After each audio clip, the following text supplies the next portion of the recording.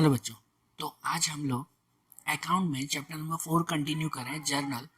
देखो, जर्नल में आप लोगों ने अभी तक की सब जर्नल एंट्री सीख ली, हर तरह के हमने सम्स किए। आज हमारे चैप्टर में आखिरी पॉइंट बाकी है, वो है जीएसटी। जीएसटी की काउंटिंग कैसे करनी है जर्नल एंट्रीज में, वो आज हमें सीखना है। देखो, जीएसटी जब भी काउंट करना हो ना, एक आपको शॉर्ट में बता दूं, जीएसटी जब भी काउंट करना हो ना, तो उसके लिए पहले ये कुछ पॉइंट ध्यान देना। जीएसटी काउंट करते वक्त सबसे पहले ये चीज ध्यान दिया करो कि जो भी ट्रांजेक्शन हो रहा है ना, जो भी परचेस हुआ या सेल हुआ, कुछ भी खरीदा बेचा, जो कुछ भी किया, कि वो विद इन सेम स्टेट है कि आउटसाइड ऑफ स्टेट है, पहले वो ध्यान दिया करो कि विद इन सेम स्टेट या आउटसाइड ऑफ स्टेट। कि अगर स्टेट के अंदर ही हो रहा है ना, तो उसके ऊपर जीएसटी अलग लगते हैं। स्टेट के बाहर अगर जो है वो आपका ट्रांजेक्शन हो रहा है, तो उसके ऊपर जीएसटी अलग लगता है। तो ध्यान दो, अब इसमें कैसे हम लोग जो है वो नाम लिखते हैं कि कभी भी परचेस या तो परचेस रिटर्न हो ना, कुछ भी सामान खरीदा हो या तो खरीदा हुआ सामान वापस किया हो, परचेस या परचेस रिटर्न हो ना, तो उसके ऊपर जीएसटी के आगे इनपुट लगाते हैं। क्या लगाते हैं उसमें? इनपुट। फिर कुछ भी खरीदा हो, भले आपने फर्नीचर खरीदा, मशीन खरीदी, उन सब पे इनपुट लगता है। और अगर कोई चीज बेचो ना आप लोग, तो जीएसटी के आगे आउटपुट लगाते हैं। सेल या तो सेल रिटर्न हो, कोई भी चीज बेची आपने, तो जीएसटी के आगे आउटपुट लगता है। अब पूरा नाम जो पढ़े हम लोग, तो परचेस और परचेस रिटर्न, कोई भी चीज खरीदो और वो विद इन सेम स्टेट हो, समझो गुजरात के गुजरात में ही, गुजरात से बाहर नहीं, गुजरात के गुजरात में ही है, तो उसके लिए लगाते हैं इनपुट सी जीएसटी और इनपुट एस जीएसटी। उसमें दो जीएसटी के टाइप लगते हैं, सी जीएसटी मतलब सेंट्रल जीएसटी, और एस जीएसटी मतलब के स्टेट जीएसटी। ठीक है ना, ये सेंट्रल एंड स्टेट, क्योंकि विद इन सेम स्टेट हो ना, तो उसमें जितना भी जीएसटी होता है ना, उस जीएसटी के दो पार्ट हो जाते हैं, हाफ हाफ। उसमें से आधा सेंट्रल के नाम पे होता है, सेंट्रल गवर्नमेंट के नाम पे, और आधा स्टेट गवर्नमेंट के नाम पे। मतलब समझो कि अगर कोई चीज पे 10% जीएसटी है ना, तो दोनों पे 10-10 नहीं लगाते, दोनों पे हो जाता है 5-5%। समझ गए? कोई चीज पे समझो अगर 10% जीएसटी है, तो वो अगर विद इन सेम स्टेट है ना, तो उस 10% के दो पार्ट कर देंगे, 5-5% कर देंगे। अरे ये बात समझ में, कि उसमें 5% सेंट्रल जीएसटी पे होगा, सेंट्रल गवर्नमेंट के लिए, और 5% स्टेट जीएसटी पे होगा। आप लोग है ना, आज से कोई एक चीज ध्यान देना, इसको प्रैक्टिकली याद रखो तो ध्यान देना। आप लोग बाहर से कोई भी चीज खरीदो ना आपसे, तो उसमें एक पक्का बिल मांगा करो। कोई भी चीज खरीदो, या तो बड़े मॉल में जाते हो या कहीं से कोई चीज खरीदते हो, तो उसका पक्का बिल आता है। तो उस बिल के नीचे है ना जीएसटी लिखा हुआ होगा, तो वो जीएसटी पढ़ना क्या लिखा हुआ है। उसमें ना दो जीएसटी मोस्ट ऑफ लिखे होंगे, C GST and S GST. तो पता चलता है कि आपने जो चीज खरीदी है ना, वो गुजरात की ही है, गुजरात के बाहर से नहीं मंगवाई गई, ऐसे पता चलेगा उसमें। और अगर समझो स्टेट के बाहर की है ना, तो उस पर लगता है इनपुट आई जीएसटी। खरीदा हो तो क्या लगता है? इनपुट आई जीएसटी, उस पर लगता है आई जीएसटी, मतलब इंटीग्रेटेड जीएसटी। ठीक है ना, ये आई जीएसटी जो सीधा सेंट्रल गवर्नमेंट के नाम पे होता है। आउटसाइड स्टेट हो तो क्या लिखेंगे? आई जीएसटी, मतलब उस पे है ना पूरे 10% अगर हो ना, तो पूरे 10% ही जीएसटी यहाँ लगेगा। कोई भी प्रोडक्ट पे जितना भी जीएसटी हो, वो तो आपके सब में लिखा हुआ होगा। समझो अगर 6% है, तो अगर इनपुट आई जीएसटी है ना स्टेट के बाहर, तो पूरे 6% ही गिनेंगे। लेकिन अगर स्टेट के अंदर ही है ना, तो उनके दो टुकड़े हो जाएंगे, 3% input C GST, 3% input S GST. बरोबर, ये चीज नोट कर लेना। और जो मैं प्रैक्टिकली बोल रहा था, आप कभी कोई अभी बिल मिले ना पक्का आपको, तो उस पर चेक करना जीएसटी कौन सा लगा हुआ है, सी जीएसटी है, एस जीएसटी है, कि फिर आई जीएसटी है। ऐसे ही सेल में भी, सेल या तो सेल रिटर्न हो ना, तो उसपे आउटपुट सी जीएसटी और आउटपुट एस जीएसटी लगाते हैं। जब विद इन सेम स्टेट हो, एक ही स्टेट में अगर काम हो रहा हो ना, तो output C GST and output S GST. और अगर स्टेट के बाहर कुछ बेचा हो ना, तो उस पर आउटपुट आई जीएसटी। समझे? ये ध्यान रखना। और दूसरी चीज कि इनकी एंट्री कहाँ पे, तो इनकी एंट्री हमेशा जहाँ परचेस लिखो वहीं लिखी जाती है। मतलब समझो आप परचेस कहाँ पे लिखते हो? डेबिट साइड पे लिखते हो ना, तो ये कोई भी जीएसटी भी होगा ना, वो परचेस के साथ ही डेबिट में लिखा जाएगा। समझो अगर परचेस रिटर्न है तो परचेस रिटर्न कहाँ लिखते हो, क्रेडिट में लिखते हो ना, तो ये सब जीएसटी भी क्रेडिट में ही लिखे जाएंगे। फिर कोई भी जीएसटी हो ना, भले फिर वो विद इन स्टेट हो या आउटसाइड ऑफ स्टेट हो, कोई भी हो। समझ आ रही है बात, कि अगर परचेस डेबिट में है तो ये सब जीएसटी भी डेबिट में, परचेस रिटर्न अगर क्रेडिट में है तो जीएसटी भी क्रेडिट में। वैसे ही अगर सेल क्रेडिट में लिखते हैं तो सब जीएसटी भी क्रेडिट में लिखेंगे, और अगर सेल रिटर्न डेबिट में लिखते हैं ना तो ये सब जीएसटी भी डेबिट में। मतलब जहाँ परचेस सेल लिखा हो ना उसी साइड वो लिखते हैं, और बाकी की साइड दूसरी एंट्री। भाई कैश पे खरीदा, उधार में खरीदा, वो सब तो दूसरी एंट्री दूसरी साइड पे। समझ आ रही है बात। अब इनके सम्स देखें तो प्रैक्टिकली पता चले। जैसे देखो अब आपकी एक्सरसाइज में क्वेश्चन नंबर 16 है जो जीएसटी का क्वेश्चन है, उसमें ऐसा लिखा हुआ है इस क्वेश्चन में कि from the following transaction right journal entries in the book of Shri Dinesh भाई ऑफ दाहोद। यहाँ लिखा हुआ है बेटा, देखो दिनेश भाई ऑफ दाहोद, कि वो दाहोद सिटी के हैं। तो ये सिटी से पता चलता है कि वो गुजरात के हैं। तो अब ध्यान देना, कोई भी आप जब ट्रांजेक्शन पढ़ो ना तो उसमें चेक करना, अगर गुजरात में ही है तो वो SGST और CGST लगेगा, और अगर गुजरात के बाहर है तो फिर IGST लगेगा। और यहाँ लिखा हुआ है कि the following GST rates are applicable to business transaction of Shri Dinesh bhai. GST is not included for following transactions, add applicable amount of GST in right journal entries. मतलब आपको जो सम्स दिए हुए होंगे ना उसमें जीएसटी नहीं लगा हुआ है, वो हमें काउंट करना है। वो तो वैसे भी हमें ही काउंट करना है ना सम में। तो देखो यहाँ पे लिखा हुआ है कि अगर कोई भी गुड्स हो ना, ऑन गुड्स कोई भी सामान खरीद रहे हैं अगर, तो उसमें CGST 6%, SGST 6%, और अगर IGST हो तो 12%। मैंने जैसे बताया ना कि अगर स्टेट के बाहर बेच रहे हैं ना तो पूरे 12% गिनेंगे, स्टेट के बाहर गुजरात के बाहर बेचे या खरीदे तो। और अगर गुजरात के अंदर ही खरीदते हैं या बेचते हैं ना तो उस पर 6% करके अलग अलग होगा, उसमें 2 लगेंगे ना, बराबर ना, 6% करके लगाएंगे।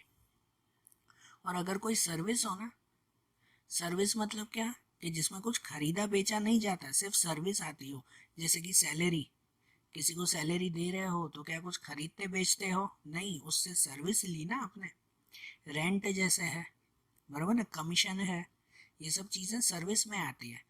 तो सर्विस में अगर विद इन स्टेट हो ना, स्टेट के अंदर ही CGST और SGST, तो उसके लिए 2.5% और अगर IGST हो, स्टेट के बाहर हो, तो उसके लिए 5% GST लगाना है, बराबर। तो ये GST आपको क्वेश्चन में दिया हुआ है, इस पे सामान पे 12% याद रखो, और कोई सर्विस हो तो उस पर 5% लगाना है, वो हो तो आधा आधा कर देंगे। ठीक है, ये रेट से ध्यान रखना। तो अब इसके हिसाब से सम करेंगे। अब सम में समझो प्रैक्टिकली कैसे करना है।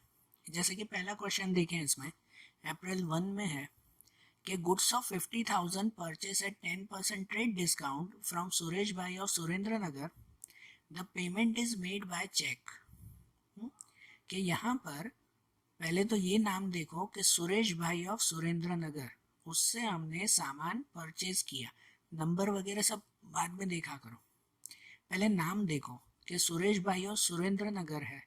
सुरेंद्र नगर मतलब कहाँ पे, गुजरात में ही आया ना, गुजरात के बाहर तो नहीं है ना, तो ये गुजरात में ही है। तो इसका मतलब इसमें जो GST गिनेंगे ना वो दो दो गिनेंगे, आधा आधा करके, याद है ना। तो अब नंबर देखें कि हमने सुरेश भाई से सामान खरीदा, कितने का, 50,000 का सामान, 10% ट्रेड डिस्काउंट पे खरीदा, और पेमेंट हमने चेक से कर दी, पैसे उसी वक्त दे दिए, उधार पे नहीं, कैश पे खरीद लिया।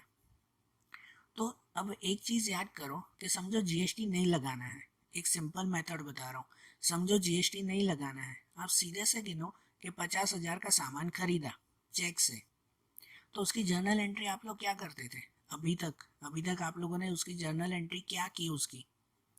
तो सामान खरीदा तो परचेस अकाउंट डेबिट में आता है ना, उसकी जर्नल एंट्री करते थे कि परचेस अकाउंट, मैं शॉर्ट में लिख रहा हूँ कि purchase account debit to bank account, ऐसे ऐसे करते थे ना, अमाउंट फिर जो भी हो, purchase account debit to bank account, ऐसा लिखते थे ना कि सिंपल अगर परचेस किया हो तो एंट्री यही की यही करनी है, purchase account debit to bank account, यही एंट्री करनी है। खाली क्या करना है कि परचेस अकाउंट आपने कहाँ पे लिखा, डेबिट में ना, तो परचेस अकाउंट के साथ आप लोग जीएसटी का अकाउंट भी डेबिट में लिखोगे बस। कि जैसे यहाँ विद इन स्टेट है तो उसके लिए क्या लिखेंगे, सी जीएसटी और एस जीएसटी, तो उसके लिए डेबिट में ही सी जीएसटी अकाउंट और एस जीएसटी अकाउंट लिखेंगे, और क्रेडिट में तो बैंक ही आएगा। समझ आ रही है बात? तो एंट्री आपको वही करनी है, बस परचेस के साथ जीएसटी का अकाउंट ऐड कर देना। तो अब देखो एंट्री में कैसे लिखेंगे, तो सबसे पहले लिखेंगे परचेस अकाउंट डेबिट। हाँ, इसमें डायरेक्ट एंट्री ही, काउंटिंग उसके साथ ही करते जाएंगे, एंट्री के साथ ही इसमें काउंटिंग होगी। सबसे पहले परचेस अकाउंट डेबिट, जिसमें ना पूरी अमाउंट लिखते हैं कि कितना परचेस किया, ट्रेड डिस्काउंट काट के। पता है ट्रेड डिस्काउंट अपने पहचान वाले को देते हैं तो उसे कट करके। तो देखो 50,000 का सामान था, उस पर 10% ट्रेड डिस्काउंट दिया, मतलब कि आप लोग जो है वो कैलकुलेटर में चेक कर लो कि 50,000 में से 10% हम लोग माइनस करेंगे। तो 50,000 में से 10% अगर जो है वो माइनस करें तो कितना बचेगा, 45,000 बचेगा, बराबर 45,000 उसमें आएगा। तो मतलब कि परचेस अकाउंट पे पूरे 45,000 लिखेंगे, ठीक है ना, उसके 45,000। उसके बाद दिया हुआ है input C GST and input S GST account. अब यहाँ पे सुरेंद्र नगर में मतलब गुजरात में ही है तो उसके लिए 2 जीएसटी लगेंगे ना, जहाँ परचेस लिखो तो उसके साथ ही जीएसटी भी, तो 2 जीएसटी आएंगे, input C GST, input S GST. अब आपके क्वेश्चन में लिखा हुआ है कि उस पर कितने परसेंटेज हमें इंटरेस्ट देना है, सॉरी जीएसटी लगाना है, कितने परसेंटेज, 6% का है जीएसटी। तो वो 6% किसके, इसके 6%, 45 के। तो आप लोग इसे भी कैलकुलेटर में चेक कर लो कि 45,000 मल्टीप्लाई 6% करो तो 45 के 6% हो जाएंगे 2700। कितने हो जाएंगे, 2700। मतलब कि इनपुट सी जीएसटी 2700 और आउट इनपुट एस जीएसटी भी 2700। अगर अगर जो है वो ये गुजरात के बाहर होता ना, तो इन दो की जगह पर, इस दो की जगह पर एक ही लिखते इनपुट आई जीएसटी और उस पर पूरे 12% गिन लेते, ठीक है ना। लेकिन यहाँ गुजरात के अंदर ही है इसलिए इसमें 6% अलग अलग गिनेंगे। तो सिंपल एंट्री है ना, परचेज जैसे लिखते हैं वही लिखेंगे इसकी अमाउंट, और फिर इनपुट सी जीएसटी और इनपुट एस जीएसटी इसी के ही 6% गिन लेंगे। और क्रेडिट में, तो क्रेडिट में बैंक अकाउंट, क्योंकि चेक से पैसे दे दिए ना, जब पैसे दे देते हैं तो फिर नाम लिखने की जरूरत नहीं है, या सुरेश भाई नाम की जरूरत नहीं है।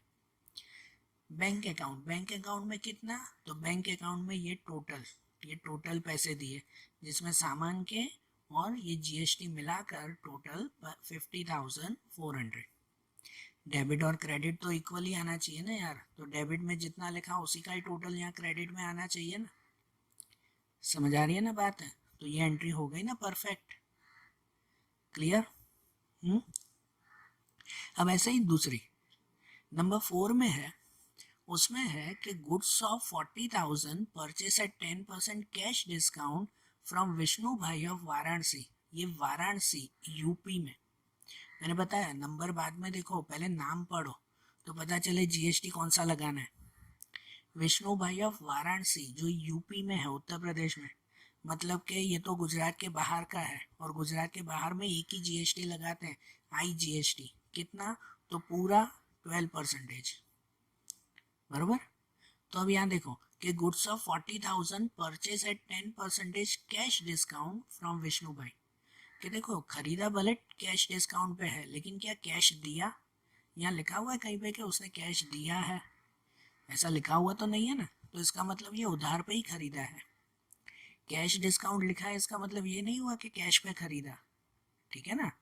यहाँ पे जब मेंशन हो कि भाई paid by cheque, paid by cash, तो गिनेंगे, नहीं तो नहीं।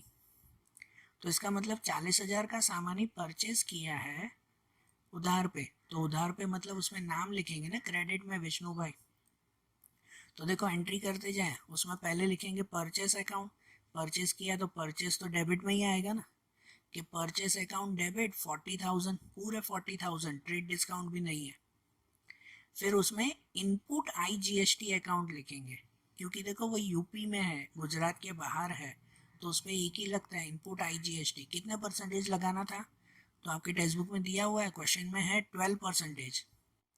तो ये जो 40,000 है ना, इसके 12% गिनेंगे, तो 40,000 के 12% कितने हो जाएंगे, 4800, बराबर। तो इनपुट IGST 4800 टू विष्णु भाई, फिर विष्णु भाई के नाम पे पूरा लिखेंगे 44,800 रुपीज़। कितना लिखेंगे उसमें, 44,800 रुपीज़। समझ आई ना बात, ये भी एंट्री हो गई ना। अब उसके बाद की एंट्री, तो उसके बाद 7 अप्रैल में है कि नहीं, कितनी सिंपल एंट्री लग रही है, ठीक है। तो अब क्वेश्चन 7 में है, मतलब 7 अप्रैल पे, कि goods of 60,000 sold at 10% trade discount to Himanshu bhai of Himmatnagar. अब यहाँ पे पहले नाम पढ़ लो, तो हिमांशु भाई ऑफ हिम्मतनगर है, हिम्मतनगर भी गुजरात में ही है, बराबर। तो उसको भी जो है वो गुजरात के लिए ही 2 टैक्स गिनेंगे, 2 GST, SGST और CGST, ठीक है। तो अब यहाँ पे सोल्ड मतलब कि सेल किया हमने, बेचा है, तो इसमें जो टैक्स लगाते हैं ना, GST लगाते हैं, वो क्रेडिट में लिखेंगे। पहले की 2 एंट्री में परचेस था तो उसे डेबिट में लिखते थे, अब ये सेल किया है तो उसे क्रेडिट में लिखेंगे। सही बात ना, क्रेडिट में सेल और GST लिखेंगे, और डेबिट में नाम लिखेंगे। यहाँ पे देखो कि भाई क्या उधार पे ही खरीदा है ना, कैश वगैरह दिया है क्या। Goods of 60,000 sold at 10% trade discount to Himanshu bhai of Himmatnagar, मतलब ये उधार पे ही हमने खरीदा है, तो नाम ही आएगा ना डेबिट में। तो अगर मैं एंट्री कर दूँ ना, तो यहाँ देखना कि एंट्री कैसे करेंगे। पहले लिखेंगे डेबिट में हिमांशु भाई अकाउंट डेबिट। देखो पूरा चैप्टर हो गया, तो अब तो आपको एंट्री से डायरेक्ट ही होनी चाहिए कि अगर सेल किया है तो सेल क्रेडिट में और डेबिट में उसका नाम आएगा, इसलिए डेबिट में सीधा ही नाम हिमांशु भाई अकाउंट डेबिट। लेकिन रुकेंगे क्योंकि अमाउंट पता नहीं है, 60,000 कहाँ से आएगी, अमाउंट थोड़ी पता है। हिमांशु भाई को अमाउंट जो मिलेगी वो GST वगैरह प्लस करके मिलेगी। तो फिलहाल सिर्फ एंट्री करो हिमांशु भाई अकाउंट डेबिट, यहाँ अमाउंट ढूंढते हैं। फिर क्रेडिट में लिखो टू सेल्स अकाउंट, क्रेडिट में सेल्स अकाउंट लिखो, और सेल्स अकाउंट में जितना गुड्स सेल किया है वो लिखेंगे, ट्रेड डिस्काउंट काट के। तो देखो 60,000 का गुड्स है, उस पर 10% ट्रेड डिस्काउंट है, तो आप लोग इसमें भी वैसे ही काउंट करो कि 60,000 में से 10% माइनस करो। तो 60,000 में से 10% माइनस करो, कितना हो जाएगा, 54,000 होगा। मतलब कि टू सेल्स अकाउंट क्रेडिट में लिखेंगे 54, फिर उसके ऊपर 2 GST लगेंगे ना, कि to output GST account, sorry output CGST account and to output SGST। देखो सेल किया है ना, इसलिए आउटपुट लिखेंगे कि output CGST and output SGST। उस पर कितना लगाना है हमें, 6%, ठीक है ना। अगर स्टेट के बाहर होता तो 12% एक पे ही, यहाँ 2 पे 6%। 6% किसका, इसका, जितना सेल में लिखा हो ना उसमें, तो इसके 6% गिनो, तो इसके 6% हो जाएंगे 3,240 रुपीज़। तो इस पे भी 3,240 और इस पे भी 3,240, बरोबर। इसके 6% गिन लिए ना, और फिर इन तीनों का टोटल, ये गुड्स और GST ऐड करके तीनों का टोटल फिर यहाँ डेबिट में लिखना। ये अमाउंट फिर आखिरी में लिखनी पड़ेगी, क्योंकि ये GST और वो सब प्लस करके लिखेंगे ना। तो फिर हिमांशु भाई के नाम पर कितना हो जाएगा, 60,480 रुपीज़ हो जाएगा, बराबर। समझ आई ना ये सेल की एंट्री भी। अब उसके बाद में अप्रैल 11 में ऐसा लिखा हुआ है कि goods of 50,000 sold at 10% trade discount to Shashikant of Shimla HP and payment received through cheque. अब इसमें जो है वो क्या दिया हुआ है कि इसमें 50,000 का गुड्स किसको बेचा है, पहले वो नाम पढ़ लो। तो Shashikant of Shimla HP, HP means Himachal Pradesh, तो शिमला हिमाचल प्रदेश, तो ये गुजरात के बाहर का हुआ ना, ठीक है ना। तो गुजरात के बाहर का मतलब इस पे एक ही जो है वो टैक्स लगाना है, IGST वाला। तो यहाँ पे भी देखो सेल किया है, पूरा पूरा पढ़े कि goods of 50,000 sold at 10% trade discount to Shashikant of Shimla and payment received through cheque. इसमें चेक से पूरे पैसे मिल गए, मतलब ये उधार नहीं है। अगर उधार पे नहीं है मतलब नाम नहीं लिखेंगे, ठीक है ना, उसकी जगह पे बैंक लिखेंगे, नाम की जरूर नहीं है।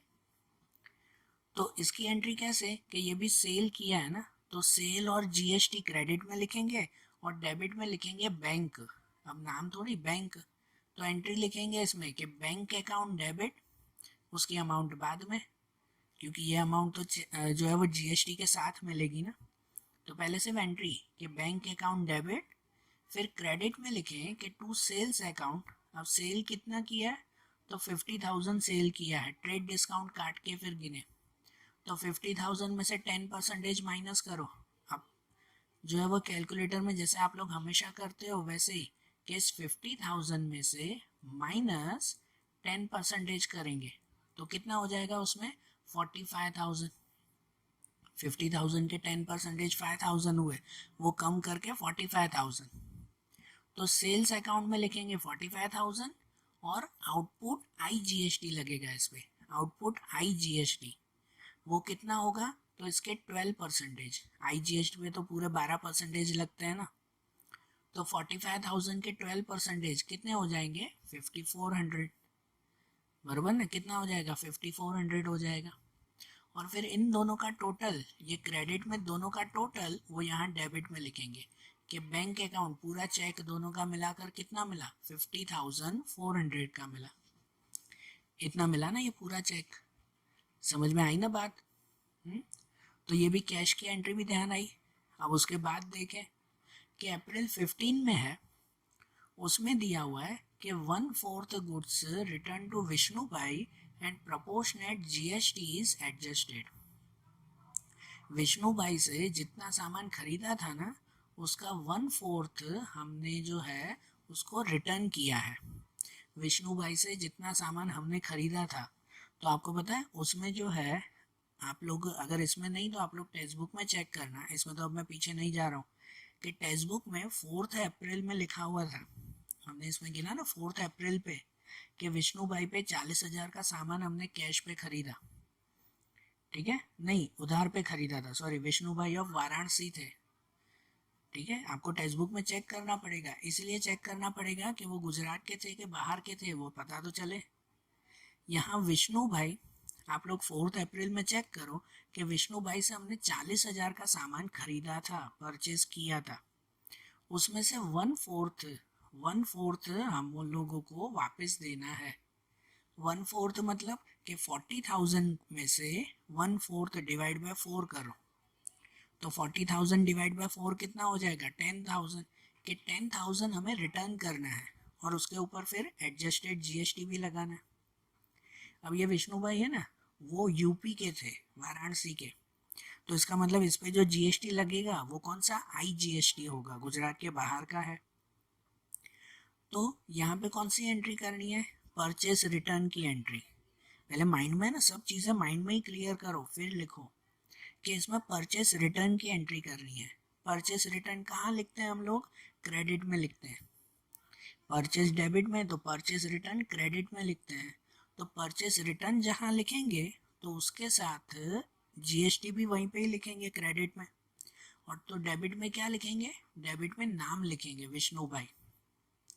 तो अब एंट्री कर देना उसकी, पहले माइंड क्लियर कर लो फिर एंट्री करें ये कि विष्णु भाई अकाउंट डेबिट, ये ब्लैंक रखेंगे फिलहाल, कि कितना GST के साथ मिलेगा वो बाद में गिने ना, पहले सिर्फ लिख दो कि Vishnu bhai account debit to purchase return account, के परचेस रिटर्न में कितना लिखेंगे 10,000 लिखेंगे, क्योंकि हमने 40,000 का सामान खरीदा था। देखना 4 अप्रैल वाली एंट्री, 40,000 का सामान खरीदा था और उसमें से 1/4 रिटर्न कर रहे हैं, मतलब कि 10,000 रिटर्न करेंगे परचेस रिटर्न, ये 10,000, और उसके साथ लिखेंगे to input IGST। Purchase return है तो उसके लिए भी तो इनपुट ही आएगा ना, इनपुट IGST कितना, तो 12% लगाना है। IGST है तो 12%, तो 10,000 के 12% कितने हो जाएंगे 1200, और इन दोनों का टोटल तो वो हो जाएगा 11,200 रुपीज़। ये टोटल GST के साथ हमने रिटर्न किया। समझ आई रिटर्न की एंट्री भी। अब ऐसे ही उसके बाद 18 अप्रैल में है, उसमें दिया हुआ 1/3 गुड्स रिटर्न बाय हिमांशु भाई and proportionate GST is adjusted. कि अब हिमांशु भाई ने हमें रिटर्न किए, इसकी एंट्री हमने की थी 7 अप्रैल को। कितनी एंट्री की थी 7 अप्रैल को। 7 अप्रैल थे हिमांशु भाई ऑफ हिम्मतनगर के थे, मतलब गुजरात के ही थे। उसको हमने बेचा था, कितना सामान बेचा था पता है, तो 60,000 का सामान 10% ट्रेड डिस्काउंट काट के, तो वो काट के हमने कितना सामान बेचा था, सेल में देखा करो, नहीं तो एंट्री में है ना, सेल में देखा करो। आप लोग 7 अप्रैल की एंट्री करना और उसमें सेल में लिखना कितना लिखा हुआ था, 54,000 था। हमने उसको 54,000 का सामान बेचा था और उसमें से उसने 1/3 गुड्स रिटर्न कर दिए। 1/3 मतलब कि 54,000 डिवाइड बाय 3, तो इसको 3 से डिवाइड करो, होगा 18,000। उसने 18,000 का सामान वापस कर दिया। अब देखो कि ये जो रिटर्न आया वो कौन सा रिटर्न है, सेल्स रिटर्न है। बेचा हुआ सामान वापस आया ना, ये सेल्स रिटर्न है। सेल्स रिटर्न कहाँ पे लिखते हैं, तो सेल्स रिटर्न लिखते हैं हम लोग डेबिट में, और सेल्स रिटर्न अगर डेबिट में लिखेंगे तो GST भी डेबिट में ही लिखेंगे, ठीक है। और क्रेडिट में क्या लिखेंगे, तो क्रेडिट में नाम लिखेंगे, ये हिमांशु भाई, और ये गुजरात के ही हैं, तो इसके ऊपर 2 GST लगेंगे। तो देखो अब एंट्री करेंगे इसमें कि सेल्स रिटर्न अकाउंट डेबिट, इसमें तो डायरेक्ट लिखेंगे ना कि इस 54,000 के 1/3 डिवाइड बाय 3 मतलब कि 18,000 रुपीज़। उसके बाद उस पर 2 GST लगेंगे ना, कि output CGST account and output SGST account. Sales है तो आउटपुट लिखेंगे, output CGST and output SGST। कितने परसेंटेज लगाने हैं, तो 6%। तो 18,000 के 6% है तो 1,080, और यहाँ पे भी 1,080। क्रेडिट में लिखेंगे टू हिमांशु भाई, उसमें हिमांशु भाई में इन सब का टोटल, तो इन तीनों का टोटल हो जाएगा 20,160 रुपीज़ के टोटल इतना सामान उन्होंने रिटर्न किया। ये सेल्स रिटर्न हुआ। समझ आई एंट्री। फिर उसके बाद की एंट्री 25 अप्रैल कि a cupboard of 20,000 purchased from Sahajanand furniture mart of Ahmedabad. कि अब यहाँ पे एक कपबोर्ड खरीदा है, मतलब कि एक फर्नीचर खरीदा है हमने। अब यहाँ गुड्स नहीं खरीदा है, तो फर्नीचर खरीदा है। किससे खरीदा हमने, तो Sahajanand furniture mart of Ahmedabad. ये नाम अगर देखो तो ये अहमदाबाद का है, मतलब गुजरात में ही है, गुजरात के बाहर नहीं है, तो उसके ऊपर भी 2 GST लगेंगे। हाँ, कुछ भी चीज़ खरीदो उसके ऊपर GST तो लगाना ही है ना, तो इस पर भी 2 GST लगेंगे, ठीक है। और पैसे दिए हैं क्या हमने, पैसों का कहीं पे भी मेंशन नहीं है कि कैश दिया या नहीं, मतलब ये उधार पे है, बरोबर। तो इनकी एंट्री कैसे करेंगे, एक तो इसकी एंट्री में परचेस अकाउंट मत लिखना, क्योंकि सामान नहीं खरीदा है, हमने फर्नीचर खरीदा, कपबोर्ड खरीदा है, तो इसके लिए उसमें लिखो फर्नीचर अकाउंट। और अगर खरीदा है तो फर्नीचर अकाउंट कहाँ पे आएगा, डेबिट में, फर्नीचर अकाउंट डेबिट में आएगा उसमें। तो फर्नीचर अकाउंट अगर डेबिट में ना, तो GST भी उसके साथ ही डेबिट में, जहाँ पे सामान आया उसके साथ ही GST भी। और क्रेडिट में नाम लिखेंगे, क्रेडिट में नाम किसका, तो ये सहजानंद फर्नीचर मार्ट। तो देखो एंट्री कैसे, कि पहले फर्नीचर अकाउंट डेबिट कितना 20,000, फर्नीचर अकाउंट डेबिट 20,000 लिखेंगे उसमें। उसके बाद उनमें जो है वो GST लगा है, तो 2 GST लगेंगे, input CGST and input SGST। ये खरीदा ना इसलिए इनपुट CGST इनपुट SGST। तो ये 20,000 के 6%, दो में तो 6% लगाते हैं ना, तो 20 के 6% 1200 दोनों में। और क्रेडिट में लिखेंगे to Sahajanand furniture mart account, उसमें ये तीनों का टोटल 22,400। बरोबर। और उसके बाद वाली एंट्री देखें 28 अप्रैल, उसमें है shop rent paid 8,000, shop rent paid 8,000 rupees. अब यहाँ एक चीज़ ध्यान दो, इस सम का ये आखिरी है लेकिन इम्पोर्टेंट है कि यहाँ शॉप रेंट है। अब यहाँ कुछ सामान नहीं खरीदा है, ये सर्विस है, तो लिखना तो वैसा ही है, लेकिन सर्विस पे आपके क्वेश्चन में दिया होता है कि 5% GST लगाना है, ठीक है ना, 5% GST लगाना है।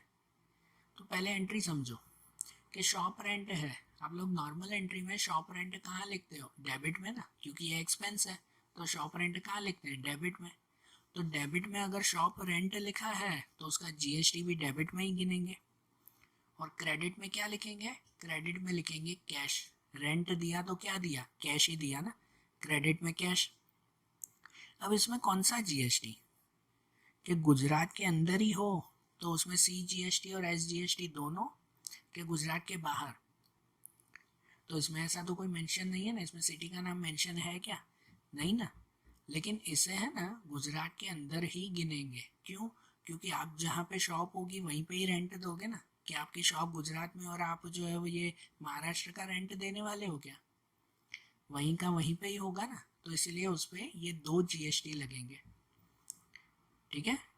तो इसमें लिखेंगे कैसे कि यहाँ shop rent account debit, shop rent expense है तो वो डेबिट में 8,000, उस पर 2 GST, इनपुट CGST और इनपुट SGST। अब ये भी ध्यान दो, कोई एक्सपेंस हो ना तो उस पर इनपुट्स GST लगाते हैं, और अगर इनकम हो ना, इनकम, तो उस पर आउटपुट्स GST लगाते हैं, ठीक है। तो यहाँ पे कितने GST? तो आपके टेक्स्ट बुक में देखो, इस पर दिया हुआ 2.5% GST लगानी है। कितनी लगानी है? 2.5%।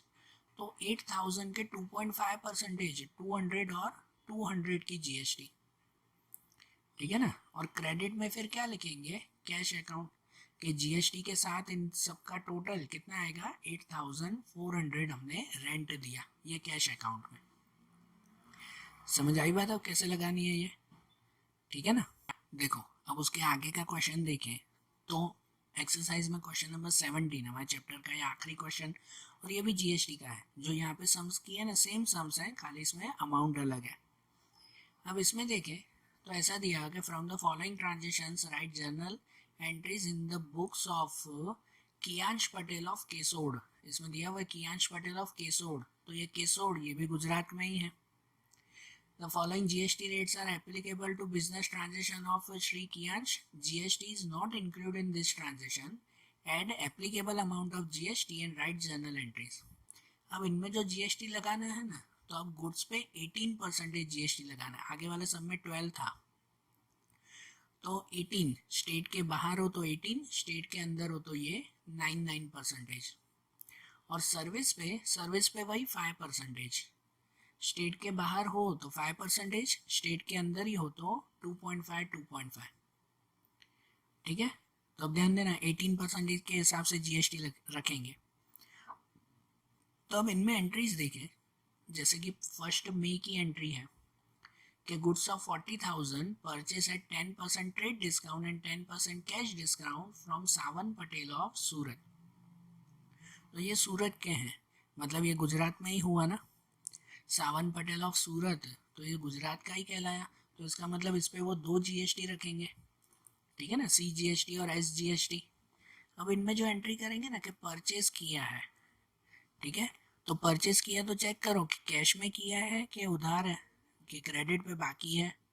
तो यहाँ पे कहीं पे भी कैश नहीं लिखा हुआ, लिखा हुआ 10% कैश डिस्काउंट, लेकिन ये डिस्काउंट तो तब देते हैं ना जब कैश हो तो, लेकिन यहाँ तो कैश दिया ही नहीं हुआ है, मतलब उधार पे। तो यहाँ पे परचेस अकाउंट डेबिट में आएगा, तो उसके साथ GST भी डेबिट में, और क्रेडिट में लिखेंगे उसका नाम सावन। तो अब एंट्री कर लेंगे उसमें। अब डायरेक्ट बता रहा हूँ कि परचेस अकाउंट डेबिट, उसमें कितना, तो 40,000 का सामान है, उस पर 10% डिस्काउंट, तो 40,000 में से 10% कट करो तो बचेगा 36,000 रुपीज़, ये परचेस में। उसके साथ GST 2 लगेंगे ना इसमें, गुजरात के गुजरात में ही है तो 2 GST, input CGST and input SGST। कितने, तो 9%, पता है 2 में 9 अलग अलग, तो 36,000 के ही 9%, 3,240, 3,240। और क्रेडिट में, तो क्रेडिट में उसका नाम टू सावन अकाउंट या सावन पटेल अकाउंट, उसमें इन तीनों का टोटल 42,480 रुपीज़। क्लियर। ऐसे ही देखो अब दूसरी एंट्री मे 3 में, उसमें दिया हुआ है कि goods of 30,000 purchase at 10% trade discount from Ayush Shah of Amravati Maharashtra, the payment is made by cheque. अब यहाँ जो सामान खरीदा है वो महाराष्ट्र के अमरावती सिटी से, तो उसमें हम लोग एक ही जीएसटी लगाएंगे, IGST। ये सिटी है ना, सिर्फ मेंशन के लिए, आप एंट्री में कहीं सिटी मत लिखना कि अमरावती अकाउंट, आप लोग ऐसा कोई अकाउंट बना दो, ऐसे मत करना यार। इस पे खाली जीएसटी देखना है कि स्टेट के बाहर है तो IGST रखेंगे।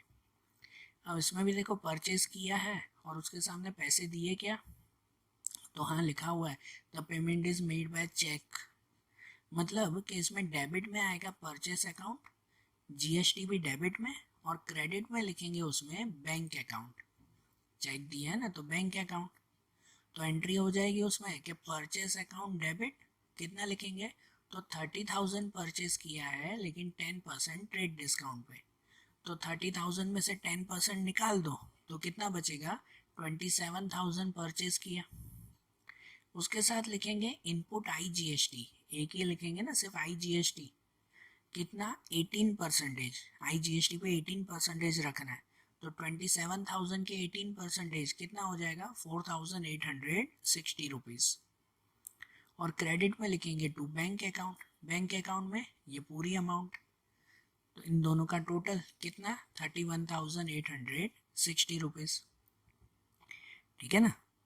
फिर उसके बाद की एंट्री है मे 5 में, उसमें है कि goods of 50,000 sold at 10% trade discount to Ansh Awasthi of Ahmedabad and half amount received through cheque. पहले नाम पढ़ लो, तो अंश अवस्थी ऑफ अहमदाबाद, ये अहमदाबाद में है, तो अहमदाबाद में मतलब कि गुजरात के गुजरात में ही है, इसमें वो 2 वाले जीएसटी रखेंगे।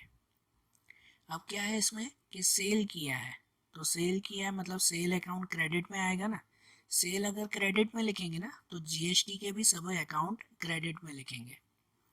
और पैसे दिए के उधार पे है, तो इसमें दिया हुआ है half amount received through cheque, तो आधे पैसे दिए, यहाँ समझो, तो सेल अकाउंट क्रेडिट में लिखते हैं ना, तो डेबिट में क्या लिखते हैं, तो डेबिट में अगर पैसे दे दिए हो तो बैंक लिखते हैं, पैसे न दिए हो तो नाम लिखते हैं, ऐसा ना। लेकिन ये आधे पैसे दिए आधे नहीं दिए हैं, तो डेबिट में दोनों लिखेंगे, डेबिट में क्या करेंगे, दोनों लिखेंगे उसमें, कि डेबिट में दोनों लिखा जाएगा, अंश अकाउंट भी लिखा जाएगा डेबिट और बैंक अकाउंट भी लिखा जाएगा डेबिट। क्यों ये दोनों, कि अंश अकाउंट में लिखेंगे जितने रुपए उसके बाकी होंगे वो, और बैंक अकाउंट में लिखेंगे जितने उसने आधे रुपए दिए होंगे वो। ठीक है ना, आधे पैसे ही मिले हैं तो आधे जो है वो उधार पे और आधे पैसे मिले वो। ठीक है ना, कितने मिले तो वो तो जीएसटी के साथ बाद में काउंट करेंगे ना, पहले सिर्फ एंट्री अंश account debit, bank account debit. और क्रेडिट में लिखेंगे, क्रेडिट में टू सेल्स अकाउंट, सेल्स में पहले पूरा लिख दो, कितना था, 50,000 का सामान था, उस पर 10% ट्रेड डिस्काउंट, तो 50,000 में से 10% माइनस करो तो मिलेगा 45,000। ठीक है, उसके ऊपर 2 जीएसटी लगाने हैं, तो to output CGST account and to output SGST account. तो इसके 9%, तो इनके 9% जो है वो आपको यूज़ करने हैं, तो इसके 9% कितने हो जाएंगे, 4,050 एंड 4,050। फिर इन तीनों का टोटल करो, क्या करोगे आप लोग, इन तीनों का टोटल, तो इन तीनों का टोटल कितना हो जाएगा, तो इन तीनों का जितना टोटल होगा ना उसका फिर हाफ करो, तो आधा आधा यहाँ पे लिखेंगे।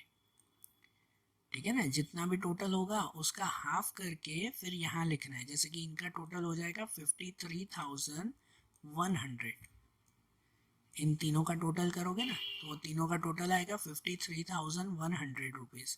तो ये तीनों का टोटल 53,100 ना, उसमें से आधे रुपए दिए हैं और आधे उधार पे हैं, तो उसका हाफ 26,550 वो यहाँ पे लिखेंगे। समझ आई एंट्री कि सेल किया है तो सेल क्रेडिट में, जीएसटी भी क्रेडिट में, फिर जो उसका टोटल मिलेगा ना ये, तो ये टोटल उसमें से आधा पैसे दिए और आधे पैसे बाकी। ठीक है। फिर उसके बाद की एंट्री है मई 8 में कि goods of 20,000 sold at 10% trade discount and 5% cash discount to Neel Mehta of Nagpur Maharashtra. अब यहाँ जो सेल किया है ना वो नील मेहता ऑफ नागपुर महाराष्ट्र का है, मतलब महाराष्ट्र का है ना, तो इस पे जीएसटी कौन सा लगेगा, इस पे IGST लगेगा, एक ही जीएसटी होगा ना। इसमें भी सेल किया है तो सेल अकाउंट क्रेडिट में लिखेंगे, जीएसटी भी क्रेडिट में लिखेंगे हम लोग। ठीक है। और डेबिट में क्या, तो देखो कैश दिया है कि नहीं दिया है इन्होंने, यहाँ पे पूरे में कहीं कैश नहीं लिखा हुआ है, भले कैश डिस्काउंट है लेकिन दिया हुआ है कि पैसे दिए उसने, नहीं, मतलब उधार पे है। और अगर उधार पे है तो डेबिट में उसका नाम लिखेंगे, मतलब कि डेबिट में लिखेंगे इसमें कि नील मेहता अकाउंट, डेबिट में नील मेहता अकाउंट, अमाउंट बाद में लिखते हैं, जीएसटी के साथ गिनेंगे ना। और क्रेडिट में लिखेंगे टू सेल्स अकाउंट, क्रेडिट में सेल अकाउंट कितना लिखेंगे, तो देखो 20,000 का सामान है उस पर 10% ट्रेड डिस्काउंट, कैश डिस्काउंट नहीं गिनेंगे, कैश डिस्काउंट तभी गिनते हैं जब कैश दिया हुआ हो तो खाली ट्रेड डिस्काउंट, तो 20,000 में से 10% माइनस करो, कितना आएगा 18%। और उस पर एक ही टैक्स लगाना है, टू आउटपुट IGST, महाराष्ट्र में है ना तो एक ही टैक्स लगेगा, आउटपुट IGST, वो कितना, तो वो 18%, तो इसके 18% 3,240 रुपीज़। ठीक है। और इन दोनों का टोटल डेबिट में लिखेंगे कि नील मेहता को टोटल हो गया 21,240। फिर उसके बाद की एंट्री है 11 मई में, उसमें है कि 1/4 goods return to Sawan Patel of Surat, the proportionate amount of GST is adjusted. 1/4 good, तो देखो सावन पटेल ऑफ सूरत, पता है पहली एंट्री थी कि उससे 36,000 का सामान खरीदा था। कितना सामान खरीदा था, 36,000 का सामान उससे खरीदा था हमने, और उसमें से कितना वापस करना है, तो 1/4 वापस करना है। 1/4 मतलब 36,000 को डिवाइड बाय 4 करो तो उतने रुपए वापस करने, तो 36 डिवाइड बाय 4, 9,000 का सामान हमें वापस करना है। ठीक है ना, 9,000 का सामान। अब ये जो रिटर्न है ना, वो रिटर्न कौन सा है, परचेज रिटर्न है, खरीदा हुआ सामान वापस। परचेज रिटर्न कहाँ आता है, क्रेडिट में, तो उसके साथ जो जीएसटी गिनेंगे ना, इसमें सूरत में है तो 2 जीएसटी गिनने पड़ेंगे, तो वो जीएसटी भी कहाँ गिनेंगे, क्रेडिट में ही गिनेंगे। तो डेबिट में क्या लिखेंगे फिर, तो डेबिट में नाम लिखेंगे उसका, सावन, या तो सावन पटेल। तो एंट्री हो जाएगी कि डेबिट में सावन अकाउंट डेबिट, सावन अकाउंट डेबिट, अमाउंट बाद में लिखेंगे जीएसटी के गिनने के साथ। क्रेडिट में लिखेंगे to purchase return account, purchase return कितना, 9,000, 36,000 का सामान खरीदा था उसमें से 4 डिवाइड, तो 9,000 rupees purchase return. To input CGST and to input SGST, इस 9%, 9,000 के 99% गिनने हैं, तो 9,000 के 9% कितना, 810 रुपीज़, यहाँ पे भी 810 रुपीज़, ऐसा ना। और इन तीनों का प्लस फिर यहाँ पे, इन तीनों का प्लस यहाँ गिनेंगे कितना, 10,620 रुपीज़, ये टोटल रिटर्न हुआ। ठीक है। फिर वैसे ही 16 मई की एंट्री है कि 1/5 goods receive back from Neel Mehta of Nagpur, the proportionate amount of GST is adjusted. Neel Mehta of Nagpur, इसकी जो एंट्री थी ना, ये एंट्री वो 8 अप्रैल की एंट्री थी, 8 अप्रैल की थी, कि उसमें हमने उससे 18,000 का गुड्स बेचा था, सॉरी सेल किया था हमने, कितना 18,000 का, उसमें से 1/5 मतलब 18,000 डिवाइड बाय 5 करो तो वो मिलेगा 3600। तो 3600 का सामान हमें रिटर्न मिला, सेल रिटर्न है ना, ये कौन सा रिटर्न है, सेल रिटर्न, कि हमें वापस मिला बेचा हुआ सामान। अब सेल रिटर्न है तो सेल रिटर्न कहाँ पे लिखते हैं, सेल रिटर्न डेबिट में लिखते हैं, तो उसके साथ जीएसटी भी डेबिट में लिखेंगे, और क्रेडिट में तो क्रेडिट में नाम लिखेंगे इसका, नील मेहता। तो एंट्री करेंगे उसमें कि cell return account debit, cell return account debit कितना 3600, उसको डिवाइड बाय 5 करो 3600। उसके साथ जो है वो जीएसटी देखो नागपुर में है तो एक ही जीएसटी लगेगा उसमें, गुजरात के बाहर है ना तो सिर्फ आउटपुट आई जीएसटी, कितने 18%। तो 3600 के 18% कितना 648 रुपीज, बराबर। और क्रेडिट में तो क्रेडिट में उसका नाम लिखेंगे, क्रेडिट में टू नील मेहता, इन दोनों का प्लस कितना 4248 रुपीज। क्लियर। देखो अब ये 24 मई की एंट्री देखें, क्या computer of 40,000 for office purchase from Shubham Infotech, the payment is made by cheque. अब यहाँ पे ना हमने 40,000 का कंप्यूटर खरीदा है, शुभम इंफोटेक से खरीदा, the payment is made by cheque, कि हमने पैसे उसी वक्त दे दिए, ठीक है ना, पैसे दे दिए ना, मतलब अब इसमें जो है वो नाम लिखने की जरूरत नहीं है, शुभम इंफोटेक नाम नहीं लिखेंगे। अब देखो इसमें कहीं मेंशन है कि कहाँ से खरीदा, भाई स्टेट में ही कि स्टेट के बाहर से, नहीं ना। तो जब ऐसी चीज़ कोई मेंशन ना हो ना तो इसका मतलब हमने स्टेट में ही खरीदा, अपनी सिटी से। जनरल नॉलेज लगाओ, अगर जनरली आपको कंप्यूटर खरीदना है तो आप दूसरे स्टेट में जाकर नहीं खरीदोगे बेटा, अपनी सिटी से ही खरीदोगे ना, बरोबर ना। तो इसमें भी फिर 2 जीएसटी लगेंगे। अब कंप्यूटर खरीदा है तो कंप्यूटर अकाउंट डेबिट में लिखेंगे, उसके साथ जीएसटी भी डेबिट में, और क्रेडिट में तो क्रेडिट में बैंक, क्योंकि चेक से पैसे दे दिए हैं।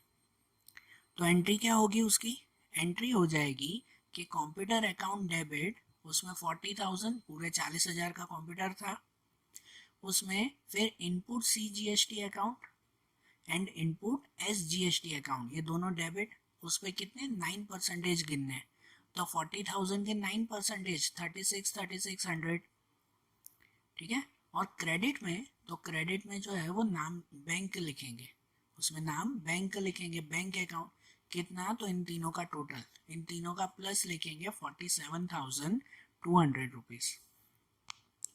ओके। उसके बाद है 30 मई की एंट्री है कि office rent of 10,000 paid by cheque. अब यहाँ ऑफिस रेंट है, देखो ये रेंट मतलब ये सर्विस हुआ, ये कोई सामान नहीं खरीद रहे हैं, इस पे 5% जीएसटी देना है। और ऑफिस रेंट कहाँ पे, तो वो तो अपना ही ऑफिस रेंट होगा ना, तो अपने ही स्टेट में है, तो इसके ऊपर कितने, तो 2 जीएसटी लगेंगे, ठीक है। तो अब ऑफिस रेंट हमारा एक्सपेंस है ना, तो उसको लिखेंगे डेबिट में। ये अगर डेबिट में लिखा तो इसका मतलब कि उन दोनों का जो जीएसटी लगाना है वो भी डेबिट में ही लिखेंगे। और क्रेडिट में तो क्रेडिट में लिखेंगे ये चेक से दे दिया है हमने, तो बैंक अकाउंट लिखेंगे क्रेडिट में। तो एंट्री हो जाएगी office rent account debit 10,000 rupees, ये एक्सपेंस है तो डेबिट में। उसके ऊपर input input C GST account and input S GST account, ठीक है ना, input C GST and input S GST. Expense है ना तो इनपुट लिखते हैं कितने परसेंटेज, तो 2.5% सिर्फ, सर्विस पे 5% गिनते हैं, और अगर ये 2 हो तो आधे आधे हो जाएंगे, 2.5%। तो इसके 2.5% हो जाएंगे 250, और इसके 2.5% भी 250। और क्रेडिट में टू बैंक अकाउंट, इन सब का मिलाकर टोटल 10,500 रुपीज। ओके। और उसके बाद 31 मई की एंट्री है कि godown rent 20,000 received by cheque. अब यहाँ पे हमें गोडाउन रेंट रिसीव्ड ये मिला हमें, मतलब अब ये इनकम है, पहले जो रेंट था ना वो एक्सपेंस था, अब ये इनकम है। तो ये गोडाउन रेंट जो इनकम है उसे कहाँ पे लिखते हैं, तो उसे लिखते हैं क्रेडिट में, इनकम को क्रेडिट में ना। तो इसके ऊपर भी 2 ही जीएसटी गिनेंगे ना, ठीक है ना, मेंशन नहीं है मतलब अपना ही गोडाउन का होगा, गुजरात में ही, गुजरात के बाहर का नहीं। तो इसका मतलब इस पे भी 2 जीएसटी गिनेंगे, दोनों क्रेडिट में लिखेंगे। और डेबिट में क्या लिखेंगे, तो देखो पैसे हमें चेक से मिले हैं तो डेबिट में लिखेंगे बैंक अकाउंट। ओके। तो इसकी एंट्री हम लोग करेंगे कि बैंक अकाउंट डेबिट वो अमाउंट बाद में पता चले जीएसटी के साथ कितना मिला।